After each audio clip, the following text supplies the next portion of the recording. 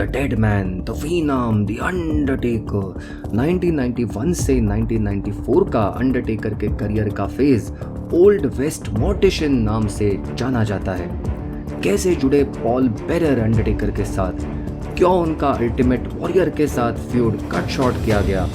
क्या survivor series 1991 पर टूम्बस्टोन से हल्क होगन की गर्दन टूट गई थी? कैसे रहे उनके कमाला और जायंट गोंजालेस के साथ फ्यूड? क्या योकोजुना ने सचमुच अंडरटेकर को मार दिया था? जानेंगे इन सारे सवालों के जवाब आज के इस वीडियो में।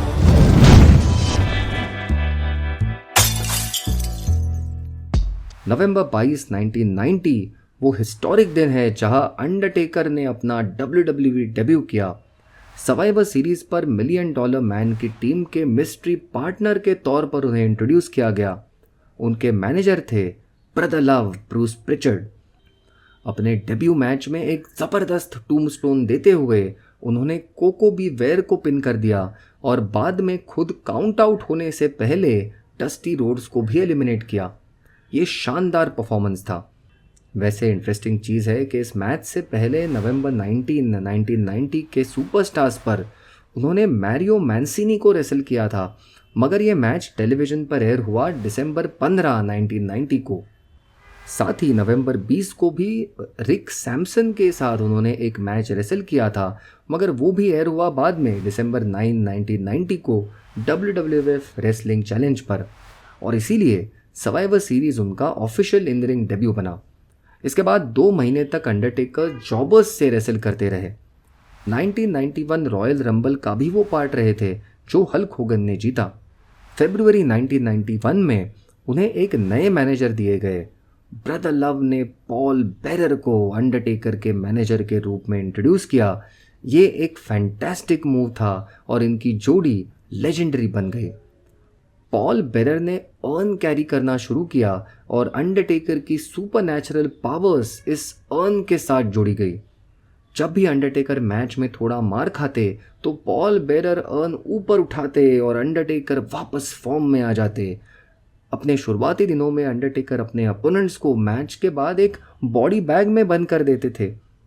अंडरटेकर का सबसे पहला बड़ा फ्यूड था जिमी द सुपरफ्लाई स्नूका के अगेंस्ट। रेसलमेनिया 7 पर अपने 26th बर्थडे पर उन्होंने आसानी से जिमी स्नूका को हरा दिया। इसके बाद इमीडिएटली उनका पहला हाई प्रोफाइल फ्यूड शुरू हुआ अल्टीमेट वॉरियर के साथ। यहाँ फ्यूनरल पार्लर पर वॉरियर पर अटैक करके अंडरटेकर ने उन्हें कैस्केट में बंद कर दिया। इस घटना के बाद वॉरियर ने खुद को अंडरटेकर के खिलाफ तैयार करने के लिए जेक द स्नेक रॉबर्ट्स की मदद मांगी। अब रॉबर्ट्स वॉरियर से अजीब डरावनी हरकतें कराते। एंड में ये पता चला कि रॉबर्ट्स तो अंडरटेकर से मिले हुए थे। इसके बाद वॉरियर के हाथों पहली बार अंडरटेकर कुछ मैचेस हारे। ये फ्यूड लंबा चलता, मगर वॉरियर के WWE के साथ इश्यूज की वजह से इसे जल्दी ख़त्म किया गया।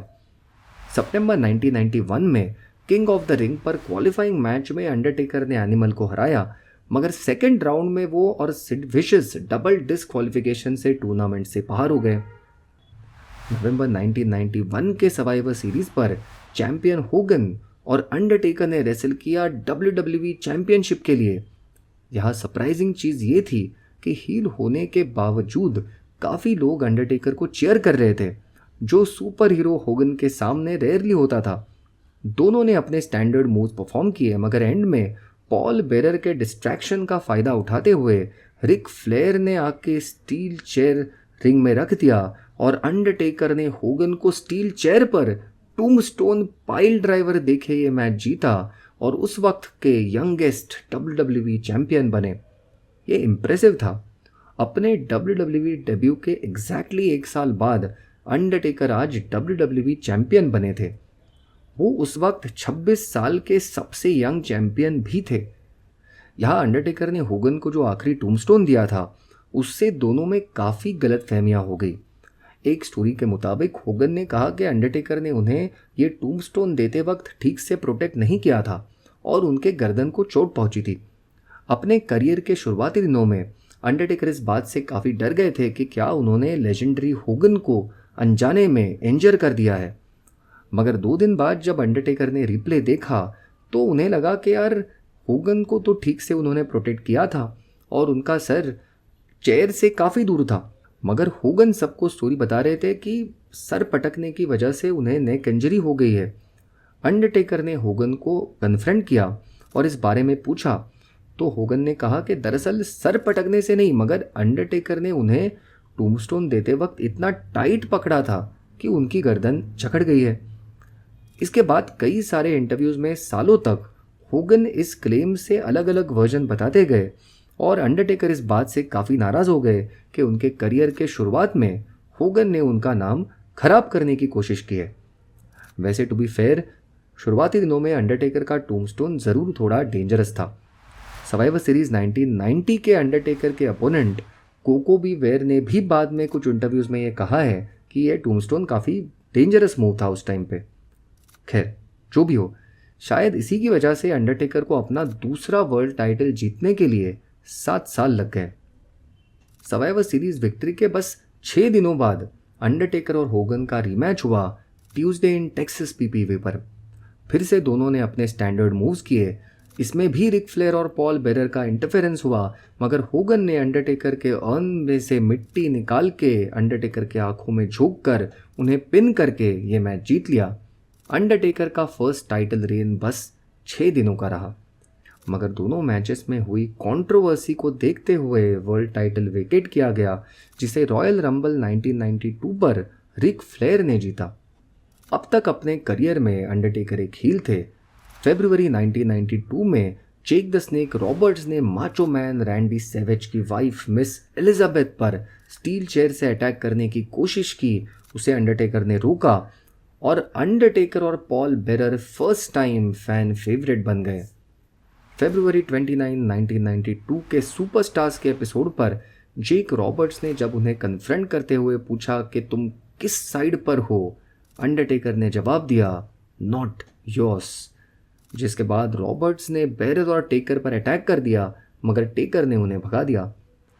अप्रैल 5, 1992 पर रेसलमेनिया 8 पर अंडरटेकर ने रॉबर्ट्स को हराया। अब स्ट्रीक था 2-0। 1992 और 1993 में अंडरटेकर हार्वे विपलमैन द्वारा मैनेज किए गए रेसलर्स के साथ फ्यूड में रहे। कमाला के साथ समरस्लैम 1992 और सर्वाइवर सीरीज 1992 के उनके मैचेस और उनका फ्यूड यादगार है। और इसके बाद वो जायंट गोंजालेस के साथ फ्यूड में रहे। रेसलमेनिया 9 पर जायंट गोंजालेस ने अंडरटेकर को बेहोश करने के लिए क्लोरोफॉर्म यूज़ किया, जिससे अंडरटेकर डिस्क्वालिफिकेशन से ये मैच जीते। स्ट्रीक था 3-0। वैसे अंडरटेकर ने एक इंटरव्यू में कहा है कि जायंट गोंजालेस इतने खराब रेसलर थे कि शायद उनसे रेसल करते हुए अंडरटेकर के करियर के कुछ आगे के साल कम हो गए, इतना उनको उस मैच में गोंजालेस को कैरी करना पड़ता। जनवरी 11, 1993 को एक और हिस्टोरिक इवेंट में रॉ के सबसे पहले एपिसोड को अंडरटेकर ने हेडलाइन किया और मेन इवेंट में डैमियन डिमेंटो को हराया। उनका अगला बड़ा फ्यूड रहा योकोजुना के साथ। सर्वाइवर सीरीज 1993 का मेन इवेंट मैच था foreign fanatics versus all Americans.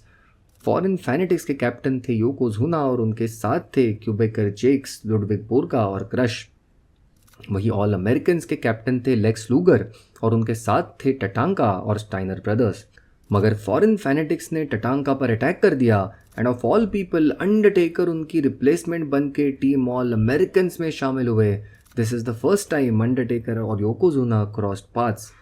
Undertaker की एंट्री मैच में काफ़ी लेट हुई और वो योकोजुना पर भारी पड़े। उनका और योकोजुना का कन्फ्रंटेशन मैच का हाईलाइट रहा। यहीं से उनका फ्यूड शुरू हुआ। इस मैच में दोनों लड़ते लड़ते रिंग के बाहर चले गए और डबल काउंट आउट होकर मैच से बाहर हो गए। इसके बाद Undertaker challenged Yokozuna for WWE title at royal rumble 1994 एक कैस्केट मैच में। कैस्केट मैच का बिल्डअप काफ़ी मज़ेदार था, जहां ये दिखाया गया था कि योकोजुना कैस्केट से काफ़ी डरते हैं और वही अंडरटेकर और पॉल बेरर योकोजुना के साइज का एक बड़ा कैस्केट बनाते हुए दिखाए गए। एक्चुअल मैच में काफ़ी सारे हील रेसलर्स ने इंटरफेयर कर दिया। लिस्ट बड़ी लंबी है। Crush, Great Kabuki, Bam Bam Bigelow, Adam Bomb, Jeff Jarrett, Sam Fatu और डीजल। बाप रे, इन सब ने मिलकर अंडरटेकर को कैस्केट में बंद किया और योकोजुना मैच जीत गए। इसके बाद कुछ हैरतअंगेज चीज़ें हुई। कैस्केट से धुआं निकलने लगा और टाइटनट्रॉन पर अंडरटेकर दिखाए गए और उन्होंने कहा कि मैं वापस आऊँगा। And we saw the spirit of the Undertaker leaving the arena. उन दिनों बच्चों के लिए ये एक ज़बरदस्त सेगमेंट था। क्या अंडरटेकर मर गए हैं? दरअसल अंडरटेकर कुछ नैगिंग इंजरीज से स्ट्रगल कर रहे थे और ये उनको टीवी से राइट ऑफ करने का लाजवाब तरीका था।